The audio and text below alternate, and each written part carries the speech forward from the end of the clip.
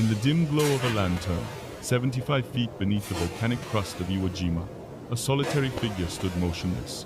The air was warm, sulfur-laden, heavy with the knowledge of what was coming. General Kuribayashi traced his hand across the blueprints carved into the stone around him, designs that defied everything his nation believed about war, designs every traditional officer had dismissed as madness. Above him, the Pacific War was closing in with a force no island, no fortress, no commander was ever meant to withstand. He understood something his peers did not. The Americans would come with a kind of power Japan had never faced, and courage alone would not stop them. Not on the beaches, not in the open, not in any way that resembled the old doctrines. What happens when a commander chooses logic over legend? When survival is measured not in victories but in days bought at terrible cost? What does it mean, in the vast sweep of World War II history, for one man to stand against inevitability not to win, but to make the enemy bleed for every yard of ash and rock? Stay with us as we enter the Battle of Iwo Jima through the eyes of General Kuribayashi. The road that led General Kuribayashi to the Battle of Iwo Jima did not begin in a command bunker or on a windswept battlefield. It began years earlier, in a place few Japanese officers had ever seen, the American heartland. As a young cavalry officer assigned to the United States, he crossed the continent from Detroit's roaring factories to the oil fields of Texas, from Iowa's endless farmland to the steel mills of Pennsylvania. Everywhere he looked, he saw scale industrial power, logistical depth, and a kind of national momentum that Japan could neither match nor imagine. He watched American soldiers train with tanks and armored cars while his own army still lectured on cavalry charges. He observed combined arms maneuvers long before the term meant anything in Tokyo. And quietly, almost dangerously, he reached a conclusion that violated every assumption of his nation's military doctrine. Japan must never fight the United States. If war came, Japan would not just struggle, it would lose. Not in theory, but in certainty. When the Pacific War erupted at Pearl Harbor, celebrations echoed through Tokyo. Kuribayashi did not join them. Very little he returned time home that left. evening and told his wife that Japan had signed its own surrender. To her disbelief, he explained what he had seen in Detroit, in the workshops and assembly lines that could replace losses faster than Japan could imagine inflicting them. America would not bargain. America would not seek honorable stalemate. America would seek total victory, and it had the power to accomplish it. Over the next 3 years, his prediction unfolded island by island. Midway, Guadalcanal, Tarawa, Saipan, Guam. Each defeat revealed the same painful truth. Japanese tactics, forged in an earlier era, were catastrophically mismatched against American firepower and logistics. Banzai charges dissolved under machine guns. Static beach defenses crumbled beneath naval bombardment. Heroism spilled freely, but it changed nothing. The war was being decided not by spirit, but by steel. So in May 1944, when Kuribayashi was summoned to Tokyo and assigned to command the garrison of Iwo Jima, he understood the assignment with rare clarity. There would be no reinforcements, no evacuation, no hope of victory.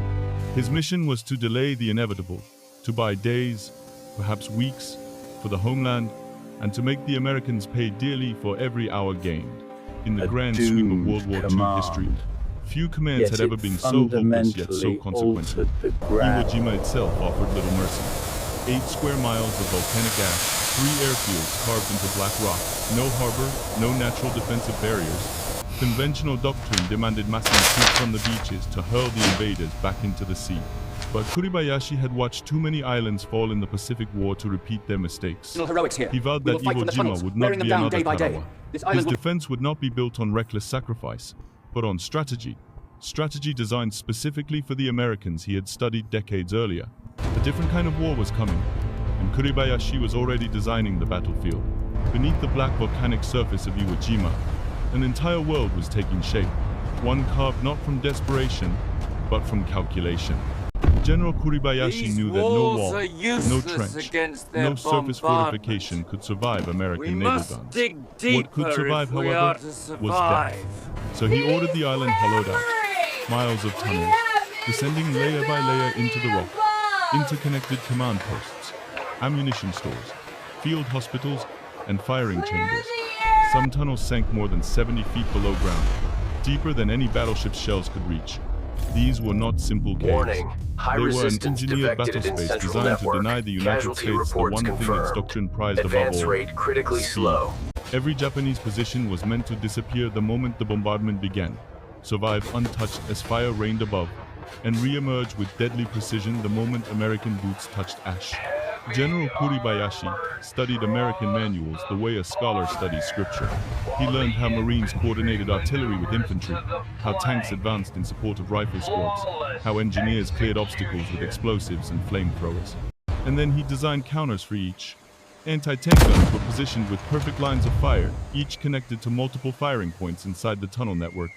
Artillery pieces sat on rails rolled forward to fire, then pulled back into darkness before American counter-battery fire found them. Cave entrances were hidden in shadow, disguised in rock or shielded by vegetation. Even aerial photography revealed almost nothing. American intelligence identified fewer than 100 positions. Kuribayashi had built more than 1,500. For 70 days, the United States unleashed the most intense pre-invasion bombardment in the Pacific War. Naval guns thundered. Bombs fell in sheets. The island shook and burned. Yet not a single Japanese gun replied. Not one position revealed itself. To American commanders, the silence felt like victory. On the morning of the 19th of February 1945, the first wave of Marines stepped ashore, expecting resistance that never came. The surf behind them churned with landing craft, but the sand ahead was eerily quiet. Men advanced over the terraces, uneasy but hopeful. Some believed the 70-day bombardment had done the impossible. At 9:35 a.m., the island came alive. From Mount Suribachi, from hidden bunkers in the ridges, from openings too small to see until they spat flame, Japanese fire erupted in synchronized waves. Machine guns, mortars, artillery, and anti-tank guns converged onto beaches where Marines could not dig in, where the fine volcanic sand collapsed beneath their shovels. The landing zone became a crucible, every yard forward fought only with blood. The Battle of Iwo Jima had entered its decisive phase, and as Kuribayashi had intended, the Americans were not fighting an enemy they could see, but one they had to search for inside a fortress carved into the earth. By the fourth day of the Battle of Iwo Jima, the American flag rose over Mount Suribachi. The photograph would become immortal, framed on living room walls, engraved in stone, etched into the memory of World War II history. But for the Marines still fighting below, the moment was not triumph. It was a reminder that the mountain, dramatic as it was, represented only the foothold of a far darker struggle. The real test lay to the north.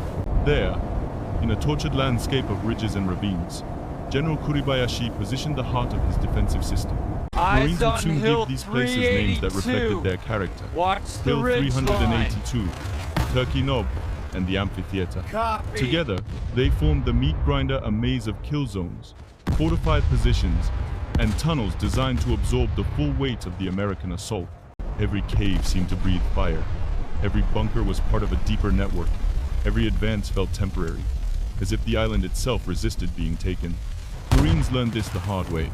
A pillbox that fell silent under flamethrowers might erupt again hours later. A cave cleared at noon could be reoccupied by dusk. Japanese soldiers vanished into tunnels as if swallowed by the earth, only to reappear behind American lines.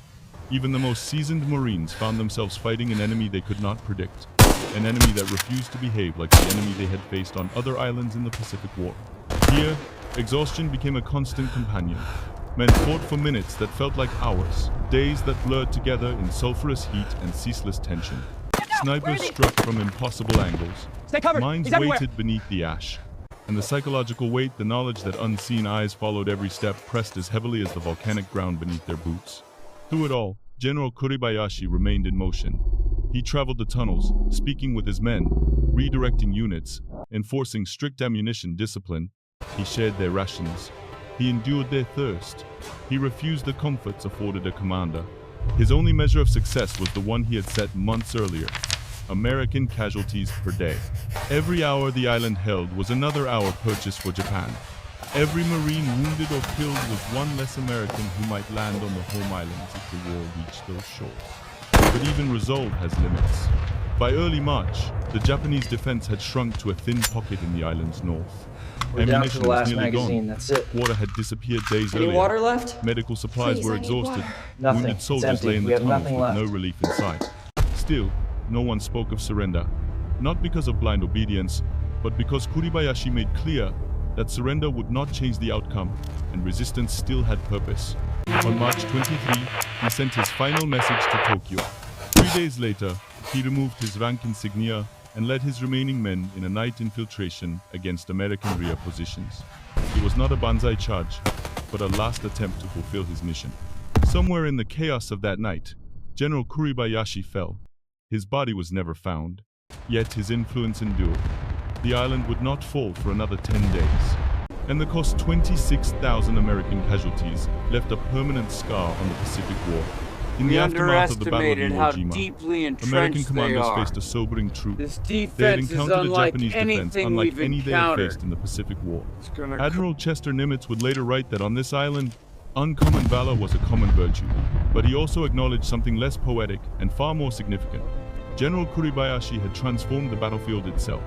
His tactics reflected not only discipline and ingenuity, but a precise understanding of American strengths and weaknesses. U.S. After-action reports revealed the scale of this shock. Intelligence had failed almost completely. Aerial reconnaissance identified fewer than 100 defensive positions. Kuribayashi had built more than 1,500. The 70-day bombardment intended to neutralize Japanese defenses proved insufficient against a fortress buried deep within volcanic stone. Marine commanders had requested 10 days of naval fire. They received 3.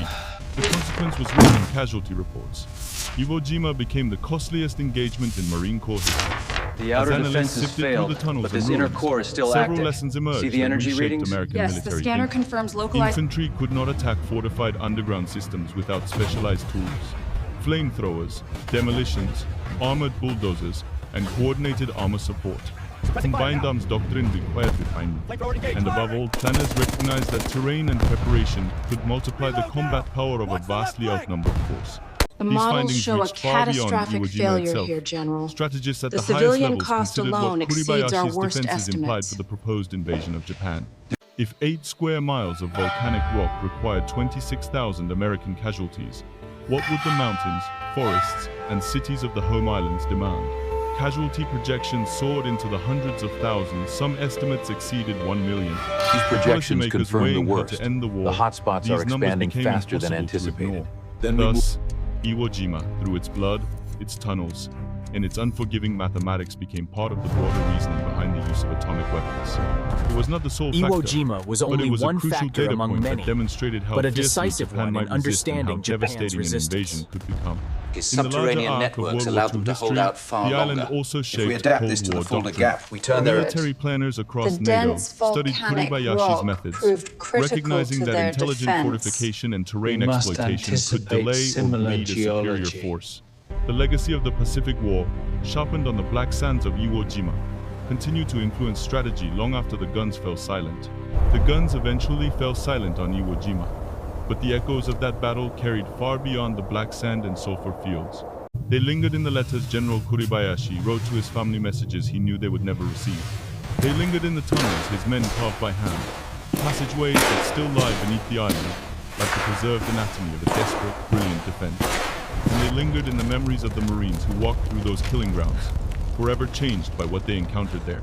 For General Kuribayashi, the Battle of Iwo Jima was never about victory. It was about duty to delay the inevitable, to protect the homeland for as long as human endurance allowed, and to force the United States to reckon with the true cost of the Pacific War.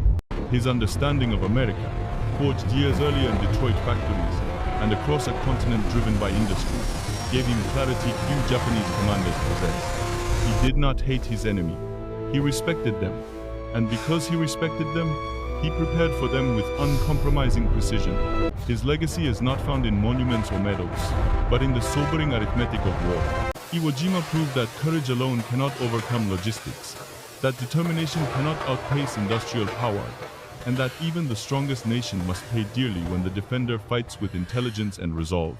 Yet it also showed something quieter, more human, that an enemy can be formidable without being monstrous, and that understanding one another does not always prevent conflict, but it can shape the way history remembers it. Today, the island holds no grand strategic value. The airfields have vanished. The world has moved on. But beneath its surface, the tunnels remain silent, reminders of the men who fought there, American and Japanese alike, and of a commander whose insight reshaped the final chapter of World War II history. As you reflect on the Battle of Iwo Jima, consider this. What lesson endures most powerfully for us today? Is it the price of underestimating an opponent, the burden carried by those who lead, or the haunting truth that victory and tragedy often walk the same path? If stories like this deepen your understanding of the Pacific War, consider subscribing so you won't miss the next chapter. And in the comments, share your thoughts. Which part of General Kuribayashi's story speaks to you the most?